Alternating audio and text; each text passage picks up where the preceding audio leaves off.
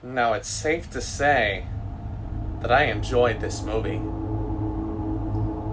And I also enjoyed some delectable liver with some fava beans and a nice Chianti. God damn, how did he do that? How the hell did he make that noise?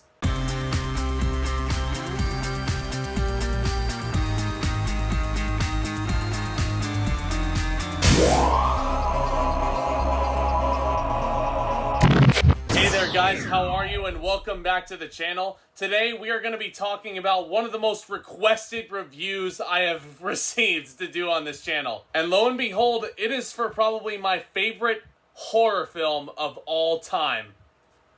The Silence of the Lambs. This movie was of course released in theaters in 1991. It's directed by Jonathan Demme. It stars Jodie Foster, Anthony Hopkins, Scott Glenn, and Ted Levine. And Jodie Foster, of course, stars in this film as Clarice Starling, a top student at the FBI's training academy, whose shrewd analyses of serial killers lands her a special assignment, the investigation of a vicious serial killer nicknamed Buffalo Bill. Now, to get information about Buffalo Bill, Jack Crawford, played by Scott Glenn, wants Starling to interview Dr. Hannibal Lecter, played by Anthony Hopkins. Dr. Lecter is a brilliant psychiatrist who is also a violent psychopath himself. See, Dr. Lecter is serving a life sentence behind bars for various acts of murder and cannibalism. But Crawford believes that Lecter may have insight into this case and that Starling may be just the bait to draw him out. Now, before I get any further into this review, thank you all so much for clicking on the video. Thank you so much for stopping by. I hope you all enjoy your stay.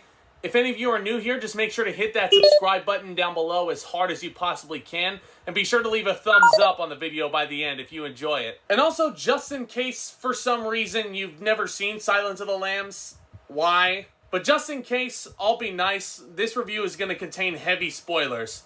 I've warned ya. But with all the housekeeping out of the way, let's start talking about one of my personal favorite movies. Silence of the Lambs is so terrifying in every way. And why, you may ask? Because I love scary stuff, and this is beyond scary. This is unlike any other horror film that's been released in theaters in like the past decade, maybe even 2 decades. I've watched a lot of scary stuff over these last few years, and a lot of those movies, especially the more recent ones, are very dependent on jump scares. You know, those big jolts of music to scare the audience out of their minds and just pick them up out of their seats and wake them up, rather. Yeah, this movie doesn't do any of that. Like a lot of the big money scary movies we're getting, this movie instead messes with your head. And just to provide some quick context, I just have to tell a personal story real quick. So this dates back around the time I was starting middle school, right? And I was really starting to get to that age where my parents were more comfortable with me watching these scary movies. And I speak for myself, personally. When I was around 10 years old, 11 years old, I shuddered at the idea of watching any movie that was scary, really. But once I started middle school, I was just getting more and more fascinated into watching these scary movies and just opening a whole new realm. And I'll never forget, it was, I think, a Sunday night. My dad decides to show me and my little brother the first Scream movie. Now that was a lot of fun, and I really enjoyed myself. Just watching that thing was so awesome. Mainly because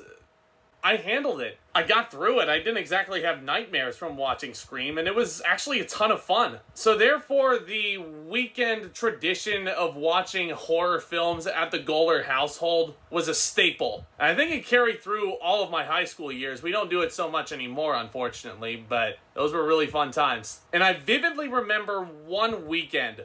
There was one movie that was always escaping me for a long time in watching all those scary movies.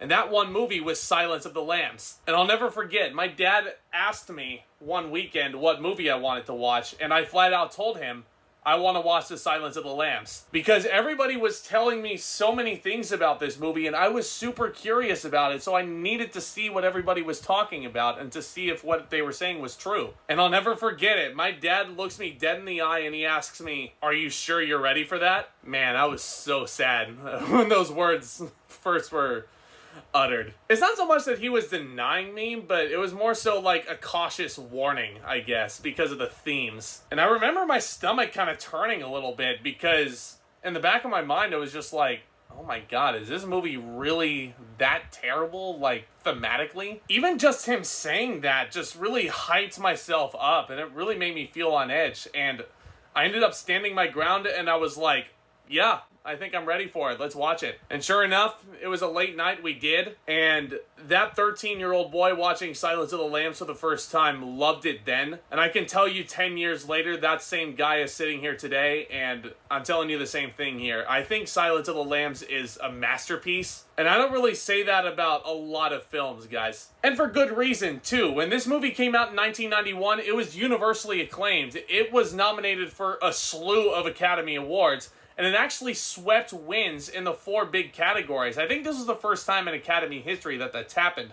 Won Best Actor for Hopkins, Best Actress for Foster, Best Director for Demme, as well as Best Picture. And I honestly think it was well deserved. This film is so perfect in every way. I think it's one of the best horror movies ever made. A lot of people classify this as a thriller because there's not that many jump scares, but at its core, I think this is a psychological horror film in the same vein as a Hereditary these days, or like a Psycho even. And one of the reasons why this movie is so perfect is because of its emotional center, Clarice Starling, played masterfully by Jodie Foster. Honestly, still today in 2020, I think this is probably the best performance Jodie Foster has given in her entire career. Her commitment in every scene and her delivery is just so perfect in every way. Clarice Starling is a true underdog in every sense of the word, because she's not just any FBI agent dealing with the gravity of this situation. She's a rookie cop, and the screenplay smartly writes this character into situations that she can learn from later, maybe after the events of the movie end. Now, there's a lot of people that may look at Jodie Foster's character during that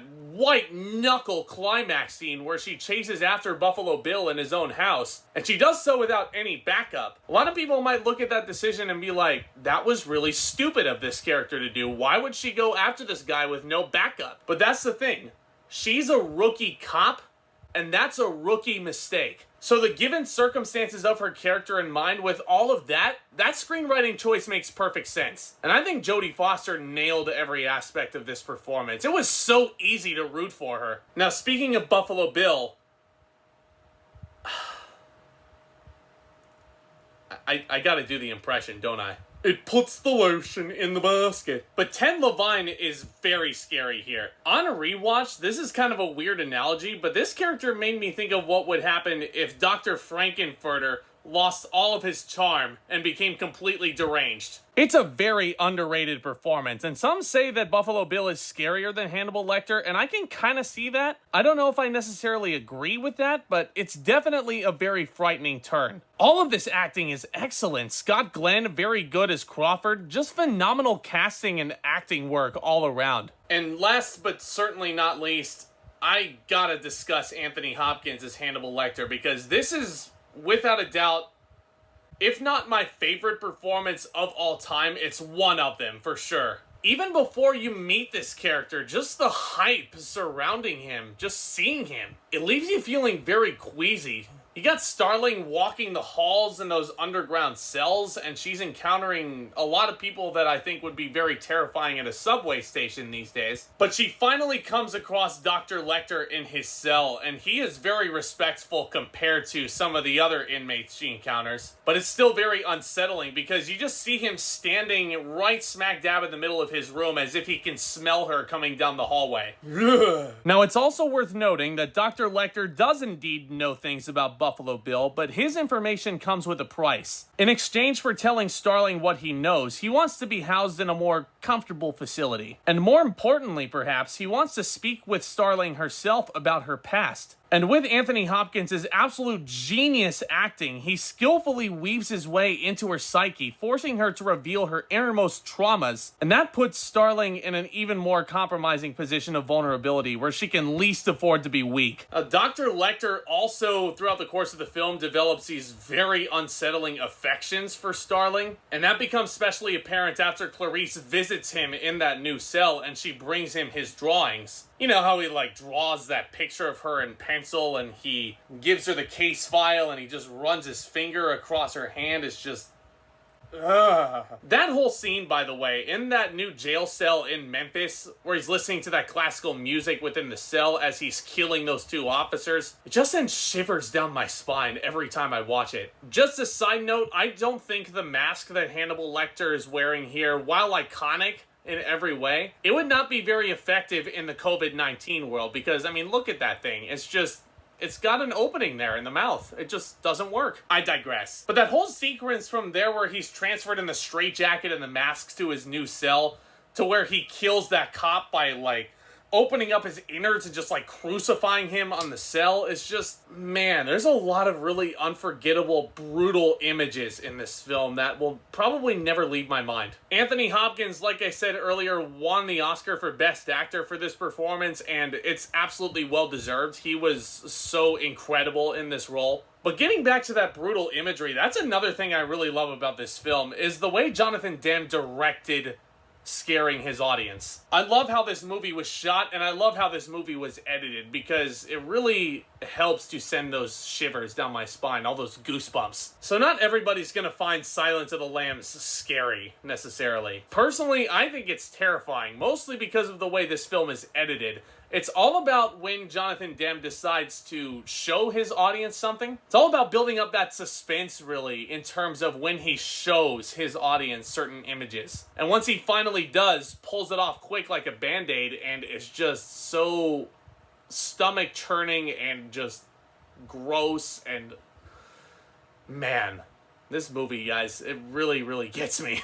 Now, my friend who I watched this movie with, actually, the other night, actually brought up the point that in the novel, Starling and Lecter actually do get romantically intertwined, and they actually end up running away together, which I think is just absolutely wild. But I'm honestly kind of glad the film didn't go that route, ending it that way. I love ending it on that phone call. After Starling has killed Buffalo Bill, she's caught him, and she ends up graduating, becoming an official FBI agent. She gets that big phone call from Dr. Lecter, who is in disguise, pretty much melded into society himself as a free man after he's escaped. And he says that iconic line, "I'm having an old friend for dinner." Such an unsettling way to end the movie. Even though I think Chilton, the guy he was talking about, very much deserved it, there's no getting around how nauseating that line is.